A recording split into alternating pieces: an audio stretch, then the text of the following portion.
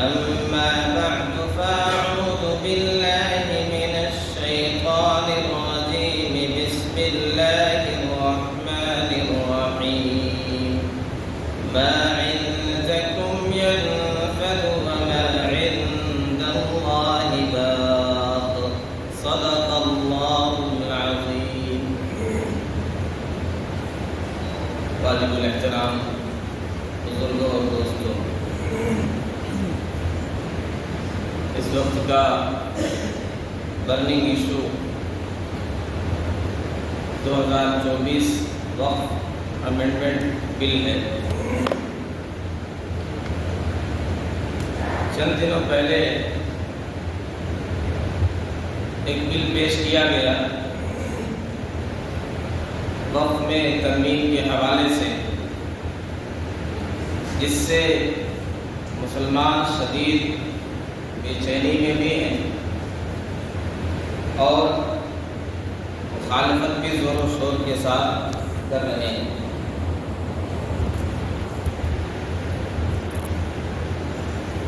یہ ایک لطیفہ بڑا مشہور ہے، سنا ہوگا۔ بندر باٹ دو بلیوں نے انہیں کہیں سے کچھ پنیر کا ٹکڑا مل گیا، اب وہ آپس میں جھگڑنے لگے اس کا کتنا حصہ ہے۔ بلاخر یہ بات طے ہوئی کسی تیسرے کو ہم فیصل بناتے ہیں۔ یہ طے ہوا کہ بندر کو ہم فیصل بناتے ہیں، قاضی بناتے ہیں۔ یہ جس طرح فیصلہ کر دیں گے، بندر میاں جس طرح طے کر دیں گے، اسی کے اعتبار سے ہمارا حصہ طے ہو جائے گا۔ وہ بندر کو بلایا گیا، اس نے ترازو منگوائی، اب وہ دونوں حصوں میں رکھے گئے ایک ایک ٹکڑے کر کے۔ اب جدھر کا پلوا رک گیا، جدھر زیادہ ہے، اس میں سے تھوڑا سا نکال کر کے بندر نے کھا لیا، اس کو برابر کرنے کے لیے، بیلنس اور انصاف کرنے کے لیے دونوں برابر ہو جائیں۔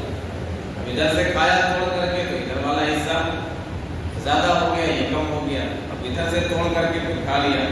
ایسے ہی کبھی ادھر سے کھا رہا ہے، کبھی ادھر سے کھا رہا ہے، یہاں تک کہ بہت معمولی ٹکڑا بچ گیا۔ اس نے کہا میری مزدوری اور میری محنت ہے کہ میں اسے بھی چھٹ کر جاؤں، صاف کر جاؤں۔ اس نے سارا ہی صاف کر دیا۔ یہی سارا کھیل سمجھیے چل رہا ہے اس جائیداد وقف کی اراضی کے حوالے سے بھی بندر بانٹ کرنے کا ارادہ ہے۔ بہرحال ہمیں اس حوالے سے ارادہ تھا پہلے گفتگو ہو، لیکن وہ ایک ترتیب وار موضوعات پر گفتگو چل رہی تھی، اس لیے موقع نہیں مل سکا۔ تو یہ چونکہ اس حوالے سے پہلا بیان ہے، اس لیے ہم تفصیل سے کوشش یہ کریں گے کہ تذکرہ آ جائے، اور وقف کیا ہے، وقف کے فوائد کیا ہوتے ہیں، اس کی تاریخ کیا ہے، اور پھر موجودہ دور میں یہ جو بل پیش کیا گیا اس حوالے سے ہماری ذمہ داری کیا ہے۔ انشاءاللہ ان تمام چیزوں پر باتیں آئیں گی۔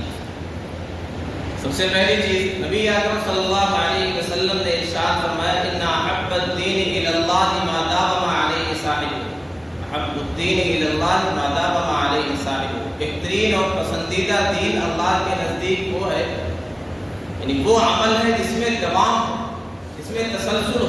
وہ عمل جو کر لیا آپ نے وقتی طور پہ ختم ہو گیا، اس سے زیادہ بہتر، زیادہ محبوب، زیادہ پسندیدہ وہ عمل، وہ کام، وہ خیر کا کام ہے جو ایک تسلسل کے ساتھ، کنسسٹنسی کے ساتھ وہ برقرار رہے، وہ جاری رہے۔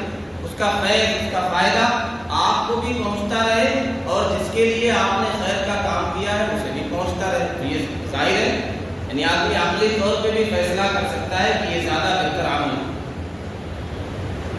صدقے کی دو قسمیں ہیں گویا، ایک وقتی ہوتا ہے، عارضی ہوتا ہے۔ مثال کے طور پہ آپ نے کسی غریب کو دیکھا، اس کے پاس کپڑا نہیں، آپ نے کپڑا دے دیا، اس نے پہن لیا، وقتی ایک صدقہ ہو گیا، اس نے پہن لیا، استعمال کر لیا، آپ کو ثواب مل گیا، اس کا اسے فائدہ مل گیا، آپ کو ثواب مل گیا وقتی طور پہ۔ کوئی بھوکا تھا، اسے آپ نے وقتی طور پہ کھانا دے دیا، اس نے کھانا، یہ وقتی صدقہ ہوتا ہے۔ ایک ہوتا ہے دائمی صدقہ جو مستقل جاری، جو ختم نہیں ہونے والا، اور اس کا ثواب آپ کے اکاؤنٹ میں مستقل پہنچتا رہتا ہے، گویا آپ کا ایک اکاؤنٹ اوپن ہو جاتا ہے، اگرچہ آپ مر گئے، آپ کی زندگی میں بھی مسلسل چل رہا ہے اور وفات کے بعد بھی وہ سلسلہ برقرار رہتا ہے، جاری مسائل رہتا ہے۔ نبی اکرم صلی اللہ علیہ وسلم کا فرمان عالی شان ہے، اذا مات الانسان انقطع عنه عمله الا من ثلاث، جب انسان مر جاتا ہے تو اس کے سارے اعمال کا سلسلہ منقطع ہو جاتا ہے، ختم ہو جاتا ہے۔ مر گیا، اب نہ نماز پڑھ سکتا ہے، نہ روزہ رکھ سکتا ہے، نہ زکوٰۃ دے سکتا ہے، الا من ثلاث، تو اعمال کا سلسلہ بند ہو گیا، ختم ہو گیا، رک گیا، سوائے 3 چیزوں کے۔ یہ 3 چیزیں ایسی ہیں جو جاری رہتی ہیں، بند نہیں ہوتی، ان کا سلسلہ رکتا نہیں۔ صدقۃ جاریہ، جاری صدقہ، تو یہ جو جاری صدقہ ہے اسی کو کہا جاتا ہے وقف۔ اس کی مثال، کسی نے مسجد کے لیے کوئی زمین وقف کر دی، اب ظاہر مسجد بن گئی ہے، اب اس میں عبادت ہو رہی ہے، تلاوت ہو رہی ہے، ذکر و اذکار ہو رہے ہیں، دین کے دیگر کام ہو رہے ہیں، یہ مستقل استعمال ہو رہی ہے خیر کے کام کے لیے، اللہ کے ذکر کے لیے۔ اس میں جتنا کام ہوتا رہے گا، جب تک کام ہوتا رہے گا، وہ جس نے وقف کیا ہے اس زمین کو، اسے ثواب پہنچتا رہے گا، چاہے وہ حیات رہے، چاہے وہ فوت ہو جائے۔ اسی طرح کسی نے کنواں کھدوا دیا، اب وہ انسان، جانور، پرندے جو بھی اس سے فیض حاصل کر رہے ہیں، پانی پی رہے ہیں، مستقل اس کا ثواب اس وقف کرنے والے کے اکاؤنٹ میں پہنچتا رہے گا۔ اسی طرح بھی کام، تو فرمایا صدقۃ جاریہ او ولد صالح، یا نیک اولاد کسی نے چھوڑی ہے، یدعو لہ، اس کے مرنے کے بعد اولاد اس کے لیے دعائیں کرتی ہے، تو بھی اس کے نام عمل کا سلسلہ جاری ہے، بند نہیں ہوا۔ تو فرمایا او علم ينتفع به، یا کوئی ایسا علم ہے جس سے مستقل نفع اٹھایا جا رہا ہے، مثال کے طور پہ کسی نے کوئی تصنیف کر دی، کوئی کتاب لکھ دی، یا کوئی لیکچر جاری کر دیا، اب وہ اپلوڈ ہے مثال کے طور پہ میڈیا پہ، وہ مستقل اس سے لوگ فائدہ اٹھا رہے ہیں، اب وہ جب تک اس سے فائدہ لوگ حاصل کرتے رہیں گے، یہ بھی ایسا علم ہے جس سے فائدہ اٹھایا جا رہا ہے، تو یہ سلسلہ اس کے نام عمل میں جاری مساری رہے گا، اس کا ثواب پہنچتا رہے گا۔ اب سمجھیے وقف کہتے ہیں، وقف کے اصل معنی ہوتے ہیں روکنے کی، تو وقف کی تعریف یہ ہوتی ہے، اس کی ڈیفینیشن یہ ہے کہ چیز کو اللہ کی ملکیت میں دے دینا۔ اس کی اثر یہ ہے کہ چیز کو اللہ کی ملکیت میں دے دینا، اپنی ملکیت سے نکال دیا اور وہ چیز اسی طرح برقرار ہے، اس کا فائدہ ضرورت مندوں کو پہنچ رہا ہے، اس سے فائدہ لوگوں کو پہنچایا جاتا ہے، لیکن وہ ملکیت سے اپنے نکل جاتا ہے، وہ اللہ کی ملکیت میں پہنچ گیا، اسے وقف کہتے ہیں۔ اسلام کی خوبصورت تعلیمات دیکھیں، سب سے زیادہ ہمدردی، غمخواری، بھائی چارہ، انسانیت، اس کا درس اسلامی تعلیمات سے ملتا ہے۔ اس کا ایک خوبصورت نمونہ یہ وقف کی تعلیمات ہے، وقف کی عبادت ہے، کہ اس کا یہ سلسلہ جاری مساری کر دیا گیا کہ آدمی خرچ کرے، وقف کرے، دائمی اور جاری صدقہ کرے، اس کے ذریعے سے لوگوں کی ضرورتوں کا انتظام ہوتا رہے، غریبوں کی غربت دور کی جائے، جو بیچارے غربت کی وجہ سے تعلیم حاصل نہیں کر پا رہے ان کی تعلیم کا انتظام ہو جائے، جو دوا کے لیے پریشان ان کی دوا کا انتظام ہو جائے، ہر طرح کی پریشانیوں کو دور کیا جائے، معاشی طور پہ مضبوط کیا جائے، معاشرتی طور پہ لوگوں کو مضبوط کیا جائے، بڑے فوائد ہیں۔ ان تمام فوائد کو پیش نظر رکھتے ہوئے یہ سلسلہ جاری کیا گیا، اسلام میں یہ خوبصورت تعلیمات رکھی گئی۔ سب سے پہلے نبی اکرم صلی اللہ علیہ وسلم نے وقف کیا۔ جب آپ مدینہ تشریف لائے ہیں تو آپ نے اپنے گھر کا، اپنے ٹھکانے کا انتظام نہیں کیا، سب سے پہلے اللہ کے گھر کا انتظام کیا ہے، اس کی فکر کی ہے۔ وہاں پہ ایک باغ تھا جو بنو نجار کے دو یتیم بچوں کا تھا، تو آپ نے کہا سامعین بحایتی کو مجھ سے قیمت لے کر کے یہ باغ میرے حوالے کر دو، میں مسجد کے لیے اسے خرید کر کے وقف کرنا چاہتا ہوں۔ انہوں نے کہا کہ تو اللہ کے لیے وقف ہے، ہمیں اس سے کوئی پیسہ نہیں چاہیے۔ رحمت دو عالم صلی اللہ علیہ وسلم نے فرمایا نہیں، مجھے تو بہرحال قیمت دینی، وہ چونکہ ایک میسج دینا تھا کہ یتیم بچوں کی زمین اس طرح کوئی آدمی پھر آگے چل کے ہڑپ نہ لے مسجد کے نام پہ، مدرسے کے نام پہ۔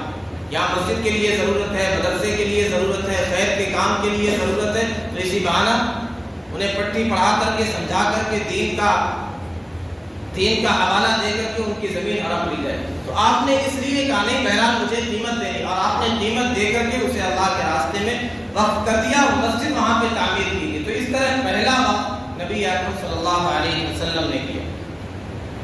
اسی طرح ایک یہودی نے بھی غزوہ احد کے موقع پر کہا تھا کہ میرا یہ سامان ہے، اگر میں مر جاؤں تو یہ اپنے ثواب دید کے اعتبار سے آپ وقف کریں، باب تھا۔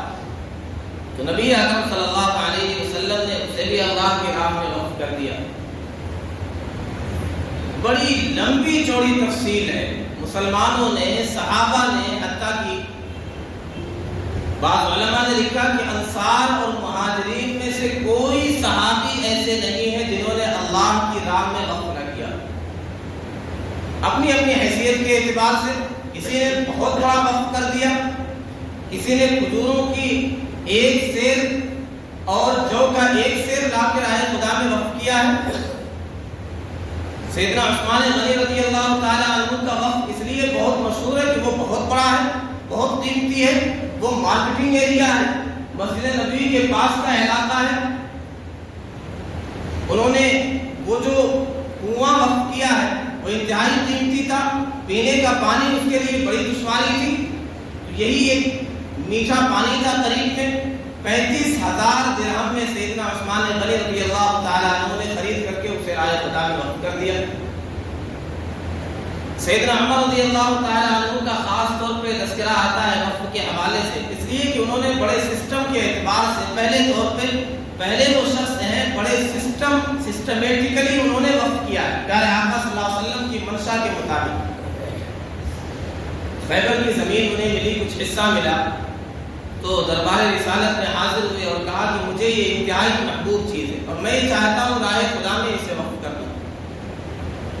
آپ نے کہا کہ اگر تم چاہو ان شئت حبست اصلها، اگر چاہو تو اس کی اصل کو اپنے لیے روکے رکھو، وتصدق بها، تصدقت بها، وكما قال، اور اس کی منفعت کو تقسیم کر دو، منفعت کو صدقہ کر دو۔ تو انہوں نے اس طرح صدقہ کیا کہ اس کی تولیت تو ان کی بیٹی ام المؤمنین سیدہ حفصہ رضی اللہ عنہا کی رہے گی، اور ان کی وفات کے بعد ان کے بیٹے عبداللہ بن عمر کی تولیت رہے گی، اور اس سے جو بھی منافع ہوں گے، جو بھی فوائد حاصل ہوں گے، وہ غریبوں پر، یتیموں پر، مسکینوں پر، بیواؤں پر، مطلقہ پر، مسافروں پر، ان کی ضروریات میں اس کا پیسہ، اس کے منافع خرچ کیے جائیں۔ تو انہوں نے فرمایا اللہ یباع ولا یوہب ولا یورث، یہ اللہ کے راستے میں وقف ہے، صدقہ جاریہ ہے، اس شرط پر کہ نہ یہ بیچا جائے گا، اسے بیچا نہیں جا سکتا ہے، نہ اسے گفٹ کیا جا سکتا ہے، ہدیہ کیا جا سکتا ہے، ولا یورث، نہ اس میں وراثت جاری کی جائے گی۔ یہ اپنی ملکیت سے نکل کر کے اللہ کی ملکیت میں دے دینا، اور اس کی منفعت اور فائدے کو لوگوں کے لیے، ضرورت مندوں کے لیے عام کر دینا۔ تو یہ چند صحابہ کرام کے اوقاف مشہور ہیں، ورنہ سارے صحابہ نے اپنے اپنے اعتبار سے وقف کیے ہیں۔ چنانچہ قرآن مجید کی آیت کریمہ ہے لن تنالوا البر حتى تنفقوا مما تحبون، قرآن میں یہودیوں کی کنجوسی اور ان کے بخل کو بہت ہائی لائٹ کیا گیا۔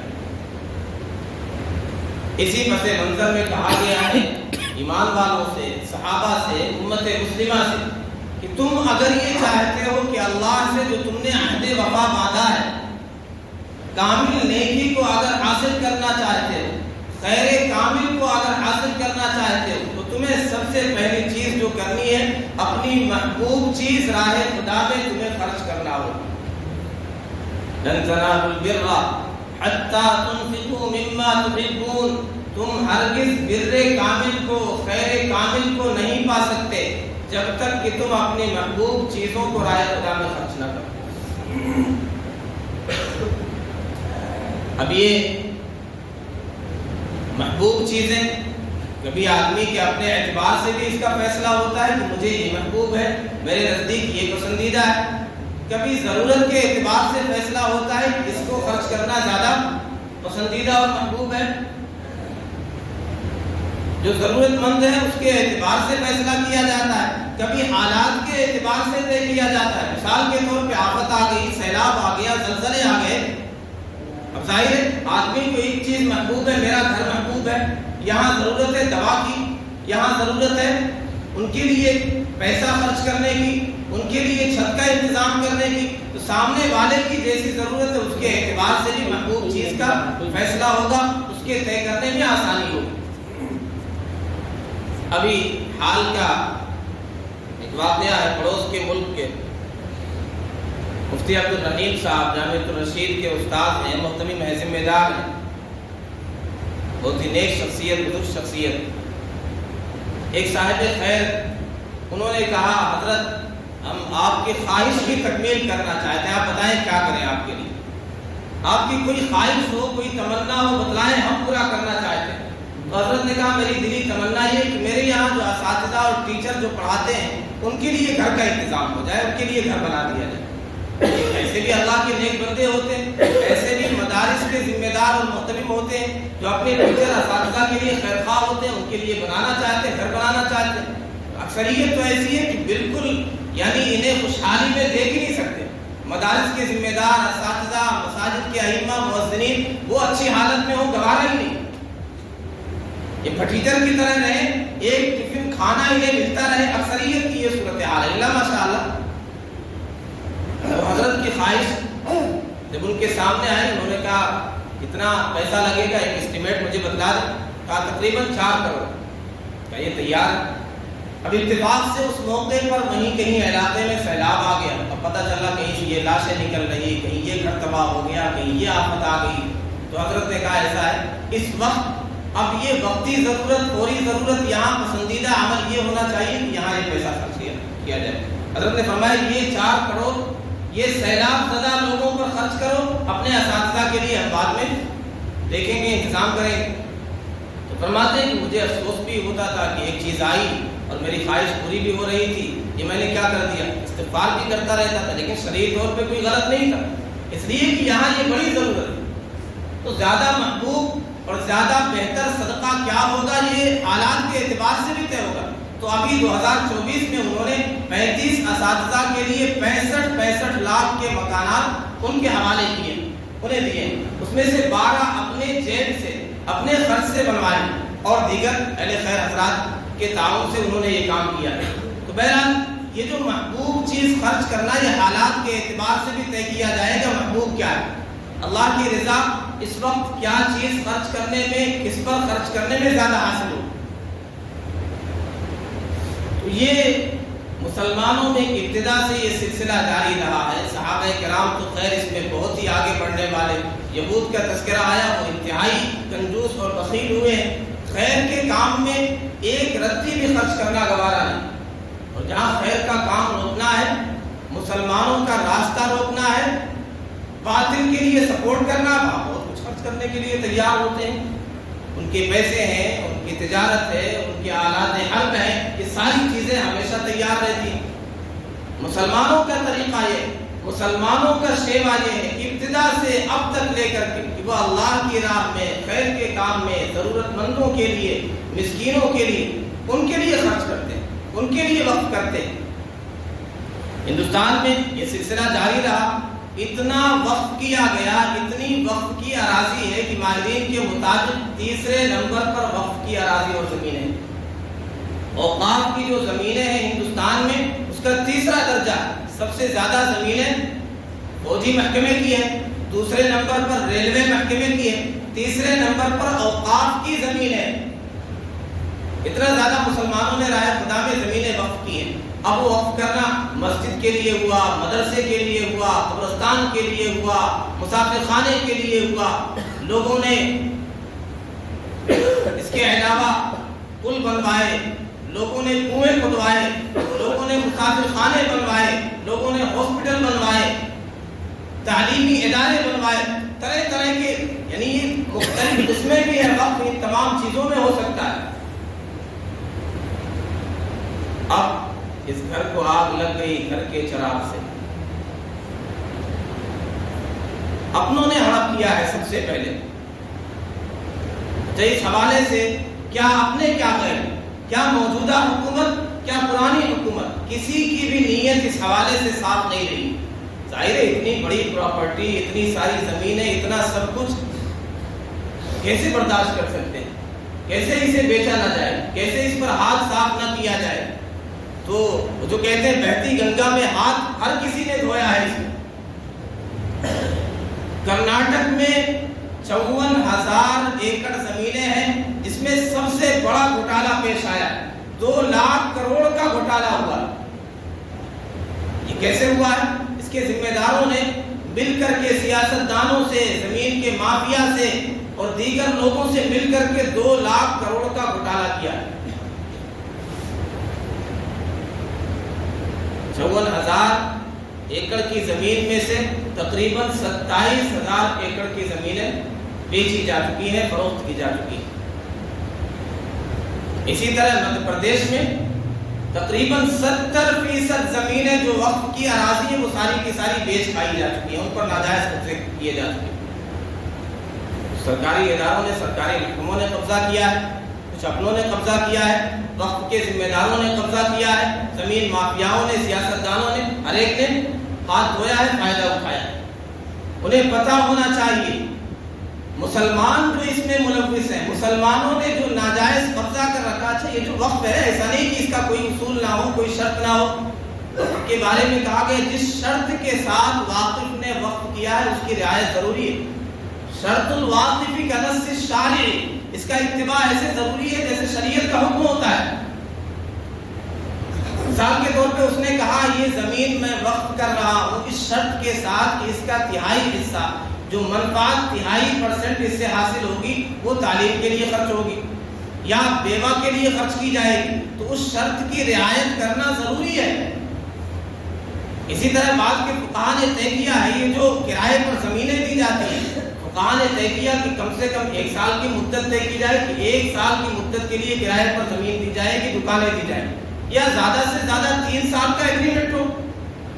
15 سال 20 سال 30 سال سے جو قبضہ کر کے بیٹھے ہیں، کرایہ نہیں دے رہے ہیں، 200-300 کرایہ ان سے نہیں دیا جا رہا. کتنے ایسے ہیں کہ ہزاروں کرایہ دوسروں سے وصول کر رہے ہیں، کتنے ایسے ہڑپ لیا، قبضہ کر لیا اور دینے کے لیے تیار نہیں، ذمہ داران پریشان، کتنے ایسے متولیوں نے قبضہ کر رکھا ہے.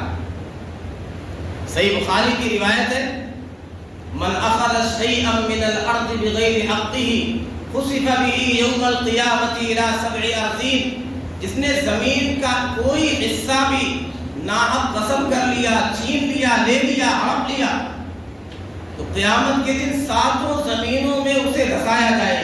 ایک روایت میں 7 زمینوں کا طوق بنا کر کے اس کی گردن میں لٹکایا جائے. دونوں کا مطلب ایک ہی ہے. اسی طرح حدیث میں آتا لا ایمان لمن لا امانت له، اس کا ایمان ہی نہیں ہے، وہ نمازی حاجی بنتا ہے جس نے ان زمینوں کو، اوقاف کی زمینوں کو ہڑپ لیا ہے، قبضہ کر لیا ہے، یہ امانت دار نہیں. جب امانت نہیں تو اس کا ایمان بھی نہیں، وہ لاکھ ایماندار بنتا رہے. تو یہ بہرحال وقف کی زمینوں کے ساتھ یہ سب کچھ ہوا ہے. جب یہ ہوا ہے تو وہ بندر بانٹ کا موقع ملا ہے، اس لیے یہ بل پیش کیا گیا اور اس میں ایسی ایسی شقیں ہیں، ایسے ایسے چیزوں کو پوائنٹ آؤٹ کیا گیا کہ اگر اس پر عمل ہو گیا تو یہ ساری چیزیں ہمارے اختیارات سے، مسلمانوں کے اختیارات سے نکل جائیں. یہ مذہبی معاملہ، وقف مسلمانوں کا مذہبی معاملہ ہے اور یہ اللہ کے لیے چیزیں وقف کی جاتی. اسی لیے مسجد کے بارے میں آپ نے اس سے پہلے سنا ہوگا جب بابری مسجد کے فیصلے کے بارے میں چیزیں چل رہی تھی، فتویٰ آپ نے سنا ہوگا کہ وہ ہمیشہ کے لیے مسجد ہو جاتی، اوپر سے نیچے تک اللہ کی ملکیت میں آ گئی. اب اسے نہ بیچا جا سکتا ہے، نہ گفٹ کیا جا سکتا ہے، نہ اس میں وراثت جاری ہو سکتی. تو یہ جو نیا بل پیش کیا گیا ہے اس میں ایسی ایسی مثال کے طور پہ یہ انگریزوں کے دور سے اس میں غلط نگاہیں رہی ہیں، بدعنوانی کی گئی ہے، ناجائز قبضے کیے گئے. جمعیت علماء نے ابتدائی تقریباً 100 سال کی محنت ہے اس کے تحفظ کے لیے، اسے بہتر بنانے کے لیے، اس کا فائدہ لوگوں تک پہنچانے کے لیے جمعیت علماء کی تقریباً 100 سال انگریزوں کا تسلط ہوا 1857 کے بعد، تو انہوں نے اس پہ قبضہ کیا، پھر جو زمینیں رہ گئی تھی اس کے لیے آوازیں اٹھائی گئی تو انہوں نے اسے چھوڑا۔ 1867 میں غالباً ایکٹ بنا، قانون بنا، اس میں یہ تھا کہ اس کی تولیت مسلمانوں کے حوالے کی جائے گی۔ 1923 میں مسلم وقف ایکٹ بنا، پھر 1949 میں پھر آگے چل کے یعنی مختلف انداز سے جو خامیاں تھیں اسے دور کرنے کی مسلمانوں نے کوشش کی، انہیں اس طرح قوانین بننا چاہیے، اس میں اس کی یہ رعایت ہونی چاہیے تاکہ اس کا فائدہ پہنچے۔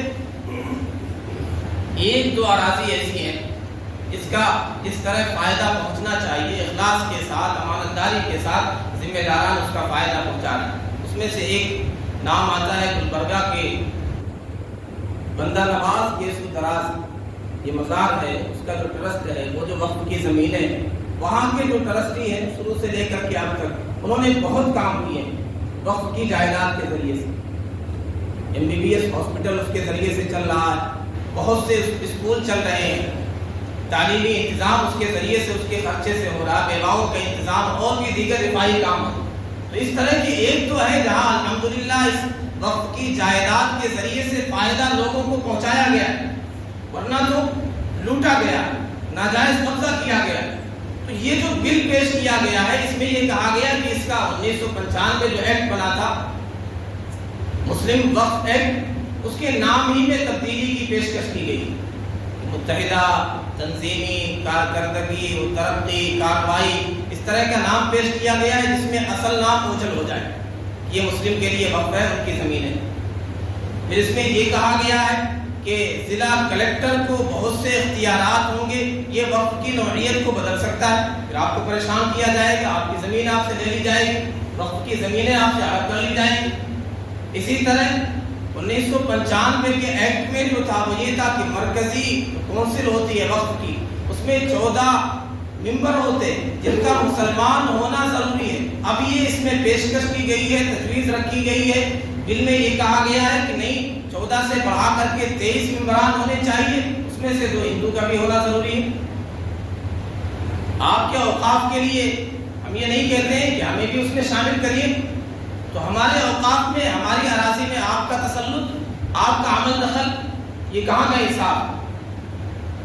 اسی طرح ایک یہ بھی شک ہے کہ اگر کوئی مسلمان ہوتا ہے، نو مسلم، وہ وقف کرنا چاہتا ہے تو اس کا وقف تبھی معتبر ہوگا، تبھی قابل قبول ہوگا جب 5 سال اس کے اسلام کو ہو چکا۔ اسلام تو یہ کہتا ہے ابھی کوئی مسلمان ہوگا اس کے لیے اسلام کے احکام جاری، نماز بھی پڑھ سکتا ہے، روزہ بھی رکھ سکتا ہے، صدقہ خیرات بھی کر سکتا ہے۔ یہاں یہ بتلایا گیا کہ 5 سال کا جو مسلمان ہوگا، 5 سال ہو گیا اس کے اسلام لانے کو، تبھی وہ وقف کر سکتا ہے۔ تو اس طرح کی بہت سی ترمیمات کی پیشکش کی گئی ہے۔ اب وہ مخالفت کی وجہ سے سب خانے میں چلا گیا ہے۔ JPC نے رائے مانگی، جوائنٹ پارلیمانی کمیٹی نے رائے مانگی ہے۔ اب اس میں ماہرین کا کہنا کہ 50 لاکھ اگر آپ کی رائے چلی جائے اس کی مخالفت میں کہ ہم اس بل کی مکمل پرزور مخالفت کرتے ہیں تو وہ ختم ہو جائے گا، بل پیش نہیں ہوگا، اس پر عمل نہیں ہوگا، کوئی ایسا قانون نہیں بنے۔